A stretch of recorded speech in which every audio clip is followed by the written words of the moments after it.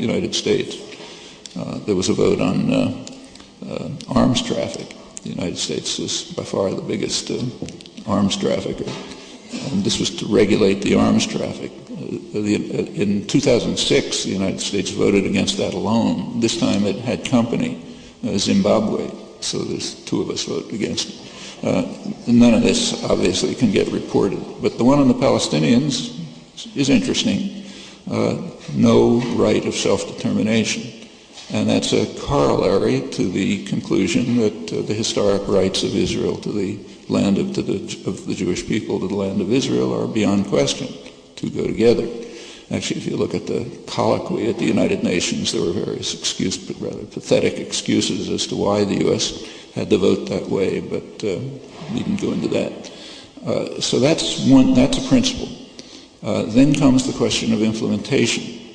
And Olmert also, at the same time, May 2006, explained the implementation. It's the program that he called Convergence. Israel does not want to take over, there were sections and still are sections in Israel that want to take over the entire West Bank. But the more rational people understand that that's a problem. It leads to what's called the demographic problem.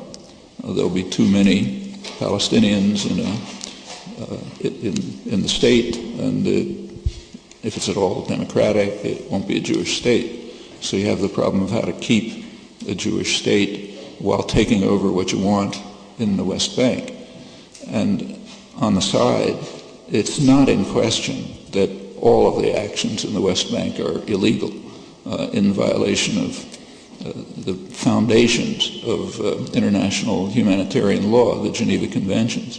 In fact, the Israeli government was informed of that in 1967 by its own top legal representatives, including the Justice Minister. So, and it's been ratified by the International Court of Justice, the World Court, in a unanimous decision, including the U.S. Justice. So there's no real debate about that. Everything that's going on there is criminal, and the U.S. as what's called as a high contracting party to the Geneva Conventions, has the legal responsibility of acting to prevent it. Not doing so is also criminal, and directly abetting it by economic, military, ideological, other means is, multiply criminal. So the criminality of all these actions in Washington and Tel Aviv is not in question, but it's accepted universally that somehow that's okay.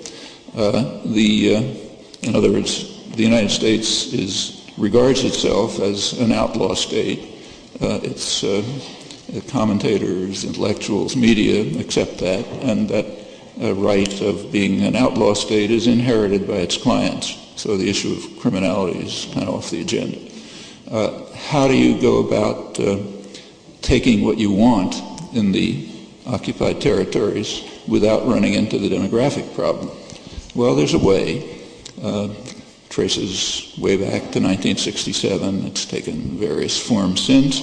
Olmert's version was that Israel should annex everything within what's called the separation wall. It's an annexation wall, actually.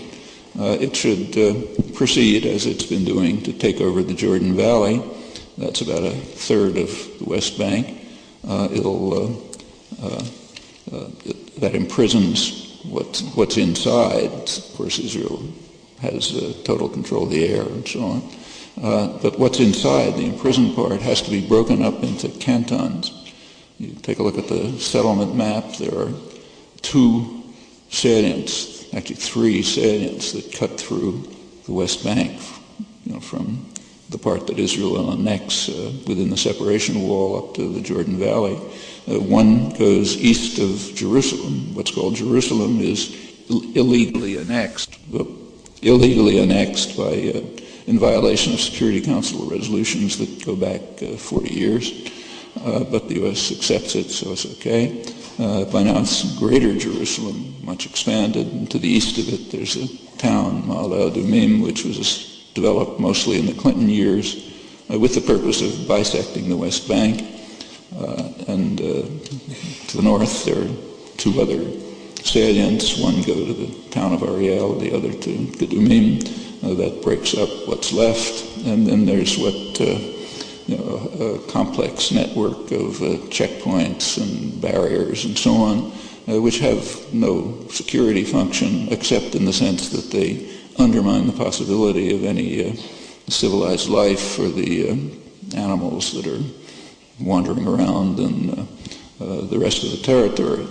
Well, that proceeding in that way, Israel could take over what's valuable for it in the West Bank, the arable land, the pleasant suburbs around Jerusalem and Tel Aviv, the water resources they'll have control of, the Jordan Valley, fertile area, and also prisons, everything, and everything else that goes through. And it doesn't have any responsibility for the Palestinians. What will happen to them? Well, it was made pretty clear right at the beginning of the occupation by actually the person who was clearest was Moshe Dayan, who was the defense minister in charge of the occupied territories. And among the leadership, perhaps the person most sympathetic to the plight of the Palestinians, he recognized it and understood it. And his position was that what we're doing to you, the Palestinians, is very much like a Bedouin who kidnaps a young woman and forces her to marry him, and ultimately she'll accept it. So ultimately you'll accept what we're doing to you. And you, otherwise, as he put it, you will live like dogs, and those who want to leave can leave. And we'll see where that goes. Nothing secret about this, public record from 1967, and it's implemented since. It's not words repeated in one or another form, and it's implemented. Those are the settlement programs, the development programs, which you and I pay for in a lot of ways, not just financially, but militarily, diplomatically, and in other ways. Well, that's the way to implement the historic right of the Jewish people to all of Palestine without running into the feared demographic problem. There's also the problem of the Palestinians, the non-Jewish citizens of Israel, mostly Arab. That can be handled in various ways. One way, in fact, was just proposed by the Electoral Commission a couple of weeks ago. It banned participation of the Arab parties in the coming election. Now, that's unlikely to stand. The courts, I think, are not likely to let that stand. It's too blatant and overt a violation of minimal democratic practice. But in one way or another, they can be marginalized and kept out. And there's a further plan, which is accepted pretty much across the spectrum, and that is that means have to be found to encourage the Palestinian Arab citizens to leave, the citizens of Israel to leave, either by direct transfer or by redrawing borders, so that the heavily settled parts of, say, the Galilee will be transferred into one of those segregated cantons that could be called a Palestinian state someday, meaningless. So those are ways of practically implementing the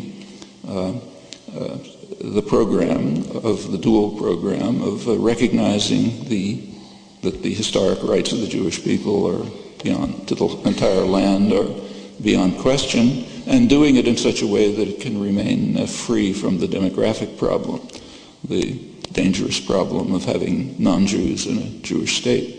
And those are